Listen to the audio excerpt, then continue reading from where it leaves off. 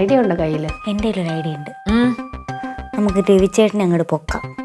പുള്ളിക്കാവുമ്പോൾ മാഡത്തെ പറ്റിയൊരു ഡീറ്റെയിൽഡ് ആയിട്ട് തന്നെ അറിയാം. പോയിന്റ് അല്ലേ?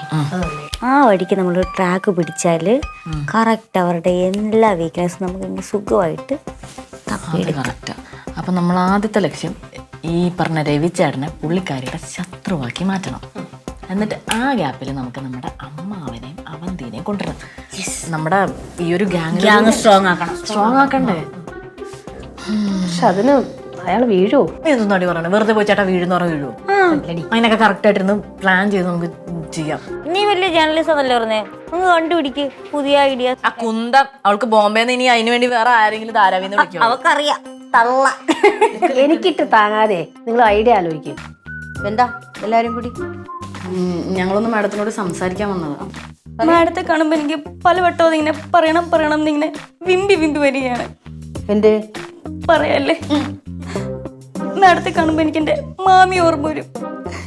എന്റെ അച്ഛനായിരുന്നു മാമി, എനിക്ക് അമ്മയായിരുന്നു. എനിക്ക് എന്റെ അമ്മാവും വരെയായിരുന്നു എനിക്ക് എന്റെ മാമി. എന്താ പറഞ്ഞ? അത് പിന്നെ അവളുടെ മാമിയായിരുന്നു, അവൾക്ക് എല്ലാം പറയുമായിരുന്നു. എന്നിട്ട് എന്റെ മാമി ഉണ്ടല്ലോ കഴിഞ്ഞ മാസം 9-ാം തീയതി മരിച്ചുപോയി. അയ്യോ, എങ്ങനെ മരിച്ചു? അതൊരു വലിയ കഥയാണ് മാഡം, വലിയ കഥയാണ്. വലിയ കഥയാണെങ്കിൽ ഇപ്പൊ പറയണ്ട, നമുക്കത് പിന്നെ പറയാം. അയ്യോ വേണല്ല, അവൾ ഷോർട്ടാക്കി പറയില്ലേ? എന്റെ മാമി മാഡത്തെ പോലെ ഒരു പുരുഷ വിരോധിയായിരുന്നു. അത് മാത്രമല്ല മാഡം, എന്റെ മാമിക്ക് കപ്പ ഭയങ്കര ഇഷ്ടമായിരുന്നു.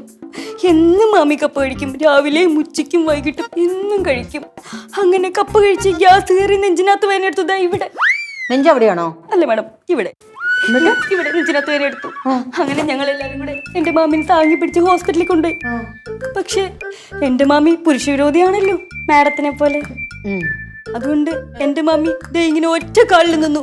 പുരുഷന്മാരെ സ്പർശിക്കാൻ പാടില്ല, എനിക്കൊരു പുരുഷനും ചികിത്സ ചെയ്യണ്ടെന്ന്.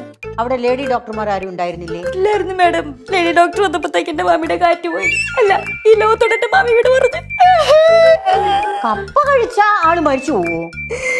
കപ്പയുടെ ഗ്യാസ് അല്ലായിരുന്നു മാഡം, മാമിക്ക് ഹാർട്ട് അറ്റാക്ക് വന്നതായിരുന്നു.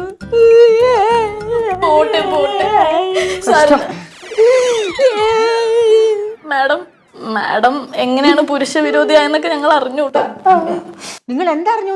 അല്ല, അത് പിന്നെ മാഡം രവിചേട്ടൻ ഞങ്ങളോടെല്ലാം പറഞ്ഞായിരുന്നു. രവി എന്ത് പറഞ്ഞു? നമ്മളടുത്ത് പ്രത്യേകം പറഞ്ഞല്ലേ രവിചേട്ടൻ അങ്ങനെ ഒന്നും പറയണ്ടാന്ന്. പറയണ്ടെന്ന് പ്രത്യേകം പറഞ്ഞായിരുന്നു. അത് പിന്നെ മാഡത്തിനൊരു കാമുകൻ ഉണ്ടായിരുന്നെന്നും മാഡത്തിന് ആ കാമുകൻ തേച്ചിട്ട് പോയെന്നും അങ്ങനെയാണ് മാഡം പുരുഷ വിരോധി ആയെന്നൊക്കെ രവിചേട്ടൻ ഞങ്ങളടുത്ത് പറഞ്ഞു. ഞങ്ങളുടെ പൊന്നു പോലുള്ള ഈ മാഡത്തിനെ ചോദിച്ചത് ആരാന്ന് പറ മാഡം. ഞങ്ങൾക്ക് അവരോട് പ്രതികാരം ചെയ്യണം അല്ലേ? അതെ, എനിക്ക് അവരോട് പ്രതികാരം ചെയ്യണം.